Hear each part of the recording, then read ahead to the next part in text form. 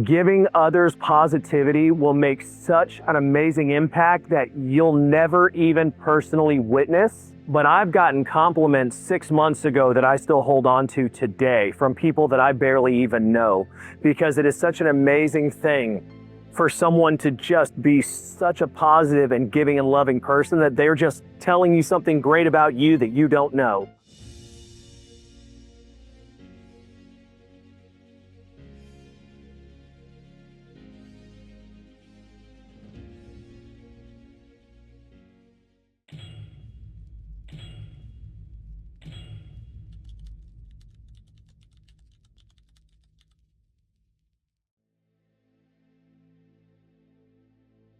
My name is Rich Beach. I know it sounds like a bad joke because my parents are hilarious. I'm 43 years old and I've been in the Navy for about 23 years now. Well, I played football for a long time growing up because I'm from Texas, but weightlifting for us back then wasn't a big part of it. It was all conditioning. So really, when I was about 20 years old, I was kind of floundering, no direction. Ended up joining the Navy at the point of a gavel, for anybody that knows what that means. No. And found myself on the USS Nimitz back in February of '03. And 3 days after getting on board, we went out on a 9-month deployment. At that point, I could barely find the chow hall, and somehow I found my way into one of the ship gyms and didn't really know anybody, have any friends on board yet because I was brand new to the boat and a 9-month deployment during OIF, And for some reason, these dudes that were power lifters just kind of took me under their wing and decided, we like this kid, he can load plates for us and we'll teach him a little bit. So through my 20s, I kind of got in the powerlifting community out in SoCal. I was stationed out in San Diego. Really enjoyed it, but just it never took hold the way I had hoped it would. I was never real strong compared to my size. I could never really get to the level that I wanted to be at. And then I found strongman, and it's just fun. Like, pick up this piano full of molten lead and throw it through that window. Okay, cool, that sounds awesome. Let's do that. So that really grabbed me throughout my 30s, but in my late 20s, I had a real bad back injury that kind of remained undiagnosed. So throughout that time, I was training on, 3 busted discs, turned into degenerative disc disease, and I never got a handle on it until my late 30s, early 40s. It got diagnosed with an MRI. I started getting treatment. I realized I just couldn't do strongman. I couldn't do what I wanted to do anymore. And I really found myself in a dark place. Ended up drinking a lot. Didn't, at that point hadn't addressed any of my mental health stuff, so I was really self-medicating with a lot of alcohol, as a lot of military personnel do. And it wasn't until I actually found myself going through rehab. Did about 30 days in a facility provided by the Navy because I just went to them and said, hey, I need help. And after I came out of that, sitting down with my wife, she's like, you are competitive. You need something to focus on. Figure it out. Get back into it. And I got lucky because that's when I found, right around the time I found this place, Iron Asylum opened up. I was going to therapy, and I realized that throwing myself into it in here, even though I floundered for a while and still tried to get back into strongman because this place just has so many different ways we can train. And I got into that and stayed really big. I was almost 300 pounds at the time and couldn't wrap my head around a sport like bodybuilding. It wasn't until one of the guys here, I mentioned, hey, I'm actually thinking about competing. At this point, I had been dropping weight for a couple of months and realized that I really enjoyed it. I threw myself into it. It's 24 hours a day of tracking your food and tracking your cardio and tracking your workouts. And just the fact that I could hyper focus on it so much, I actually really enjoy that aspect of it. And he was such an awesome guy. He's like, if you throw yourself into it, I'm not going to be 100% coaching you, but I will assist you for free. You're my friend and I want to do that. And he's a dude with a lot of experience, and that really adjusted my perspective on how hard I want to throw myself into this. And it's been a whirlwind ever since. I've been in what you could consider prep since March now.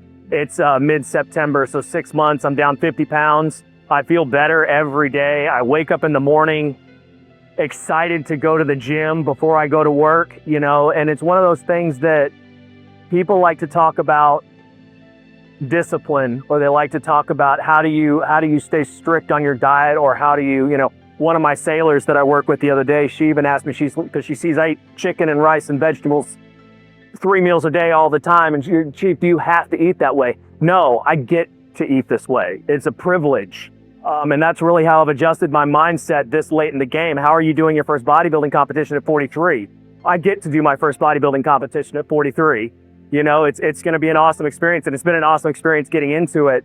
But, you know, I have the means and the decision that I can go to the grocery store and buy whatever I want, and I choose to buy the foods that can help me in this journey for bodybuilding. And it just really gives me that hard thing to focus on and strive towards that I was lacking for so long. I was the old military guy that had been in over 20 years and saw his career coming to an end. And I was literally, it was about 4 a.m. one morning after a bender, and I was sitting there with a half-drank gallon of rum at a 45 sitting on the table.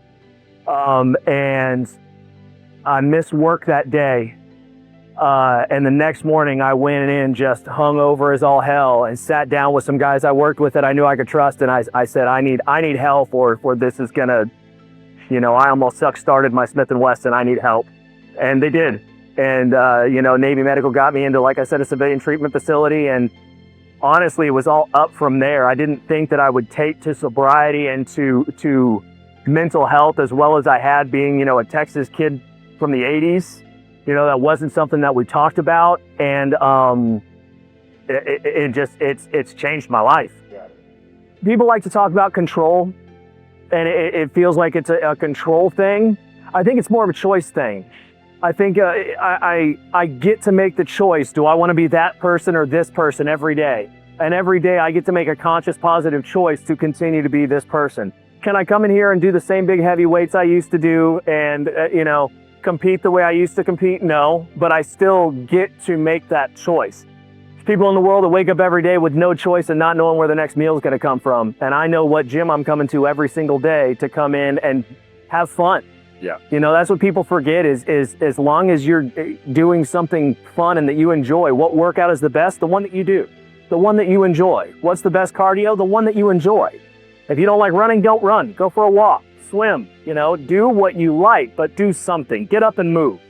You know, we all concern ourselves with the fuel we put in our car because we want the engine to keep running. But when it comes to how we feed ourselves, that's always, you know, a back seat to life's stressors and life's choices and everything else. Make the choice to feed yourself first and then take care of the day. Yeah. What are some of the biggest changes you see in yourself from when you're in that like low point in your life to how you are now? Like, what are the day-to-day changes? I wake up every day smiling. And having been in the Navy 23 years, that's something that I lost a long time ago. Sorry to cut you. Can you like start that and kind of rephrase it? Like some of like the biggest changes I've seen in myself over this journey. Gotcha. Okay. So, all right. The biggest change I see in myself since starting all this is I wake up every morning excited. It's not waking up in the morning of, oh, I've got to go back to the hangar and I've got to work and I've got to do this same thing that I've been doing for however. I'm waking up in the morning, I'm going to the gym to get my first workout in, and I'm getting my first meal in, and then I'm going to work to absolutely crush it because I feel good about what I've done so far that day. If you start the day doing the hardest thing that you can do to yourself, everything else is easy. I don't think for the long road that I've been on that I could pinpoint something exactly. I can tell you that there have been days, and I couldn't even pick the first one because now there's been so many. There have been days where, you know, you wake up in a good mood, you get your first workout in, and work just sucks the life out of you.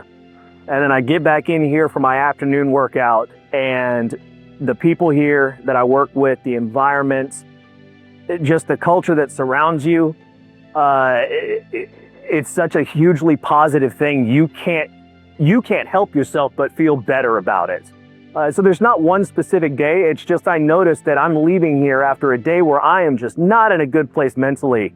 And I'm leaving here just happy about life and excited about my workout tomorrow morning. Excited about going home to have dinner with my wife and the ornery teenager, you know? Just happy to be me. To me, the correlation between mental health and physical health is kind of like a car analogy. It's kind of the way that you fuel your car. Before I got treatment on my back and I wasn't taking care of my car parts, Every day I was in pain. Every day my lower back hurt. I was training through it because I just thought that's what we did, and I was doing strongman and belting up and making the lifts. And then I'd go home and lay up and not be able to move till the next day. And it wasn't until I started taking that seriously and feeling better that I started to actually mentally recover. If I was just in pain all the time, I'd go home and drink. If I'm in pain all the time, I go home and, I don't want to do anything with the family. I just want to lay around and isolate. Being able to take care of myself and move and, again, make those choices for myself directly correlate to the choices that I make mentally for myself every day as well. Am I doing this to better myself? Some days I'm doing this in spite of myself. I may not be in a mental place where I want to do this, but I've never left the gym feeling worse than when I went in. And I know that this is, we call it the asylum because everybody here is crazy in one way or another, but I leave here feeling mentally more stable than I did when I came in. I'm not an extrovert. I thought I was for years. I thought that I filled my social battery on other people and being around other people. And, they always say that, I'll take this to my sobriety point, your social circle falls off when you get sober. And I never gave much credence to that because I was like, no, these are my friends. And my social circle evaporated when I got sober. But I realized it really didn't bother me all that much. Initially at first, I thought these were my friends, him and haw about it. But really, it was one of those things that I realized that once I found happiness in the things that I was choosing to do, I didn't need other people. I didn't need social lubricant to go be around others and hope to feel accepted. I was accepted because I was going where I wanted to be and doing what I wanted to do, and that was the community I became a part of. So regardless of what it is that you decide to fill your time with, if you want to be around other people that are doing it, that's where you need to put yourself. Nobody goes to the bar to read a book. They go to a library. So when it comes to myself, I realize that my alone time and the time that I spend just being in the same room with my wife, who's, my biggest cheerleader, she's phenomenal. She could be on her phone watching, she really likes these Chinese dramas. And I could be sitting there playing some video game, but just being in that space, quiet and recharging one another without the social environment, without the craziness, without any of that stuff is the greatest thing in the world. I never would have found that had I not started this journey to figure that out about myself. And unlearning that you're not a social, or that you're a social butterfly is a weird experience at this age. Yeah. If you're waiting for a reason to start bettering yourself for yourself, you're the reason. You're it. You're not doing it for anybody else. You're not doing it for acceptance. You're not doing it for fitness. You're doing it for you, because if you want to be here tomorrow, you've got to make the right choices today. And I never did. It took me almost 43 years to figure out where I wanted to be and who I wanted to be and how I wanted to be. I'm glad I figured it out before the most tragic thing I could have done to myself happened, but it didn't have to be 43 years. You deserve to give yourself the love that you want. Do it. Do it today. Do it now. Get up and move. Describing the community in Iron Asylum, I don't want to call it a cheerleading squad because I don't think they'd appreciate that. It's a hype crew, man. It's the greatest thing I could be a part of. There's never a time I come in here when I'm doing anything that, as soon as I started on this journey to do my first bodybuilding competition, I'm 43 years old. I didn't think about attention or, other people noticing the changes happening in me. I mean, I've dropped a significant amount of weight, and people have noticed and people have said such great and positive and uplifting things, but none of that was the goal. For me, it was just, I'm doing this because I love this and I want to throw myself into it. And they still make the time and take the time to come up and talk to you about it and be excited for you and hype you. And when's your show, man? Like post it on Instagram. I want to be there. I want to experience this with you. And these are people that I see, 4 and 5 times a week in the gym for a couple of hours. These aren't even people that I'm living my life with, but they've become such significant parts of my life just because they are that positive circle. And it's always that energy here in Iron Asylum. It's never, anytime you come in here, there's somebody hyping somebody up. to get a big lift, to make a gain, hell, to just do what it is that we do, move in big circles, you know, slow and controlled in the gym. You could think it's the silliest thing in the world, but it's still such a phenomenally positive environment to be a part of. Now, mind you, anybody that knows me is going to say that I can't be quiet about anything, but really it's like I said, it's the privilege of it. I don't have to get up at 4 a.m. and go do my morning workout. I don't have to get on there and do 20, 30, 40 minutes of cardio right out of bed. I'm not forced to do any of that. So I don't know if sacrifice is the right word, but there's no FOMO for me, the fear of missing out, because I get up and I go do it, and I come in the afternoons and I get to it, and then I go home, I enjoy my family, and I'm in bed by 8 o'clock. I'm not staying up late doom scrolling. I'm not watching the latest series on Netflix, you know. I'm not, having a drink. I'm getting my shut-eye because I want to get up tomorrow morning and prepare myself to make those choices again. And rinse and repeat. Yeah. So I don't know if quiet sacrifice is the right word, but definitely just that quiet solace of getting up first thing in the morning and making the decision to take that first step. Yep. You know, you can't, what is it? A journey of 1,000 miles begins with one step. That's every day. What legacy do I want to be remembered by? I think the best way to put it in my situation is it's never too late. You can get into the deepest hole. Like I said, I joined the Navy. I can't really use that expression.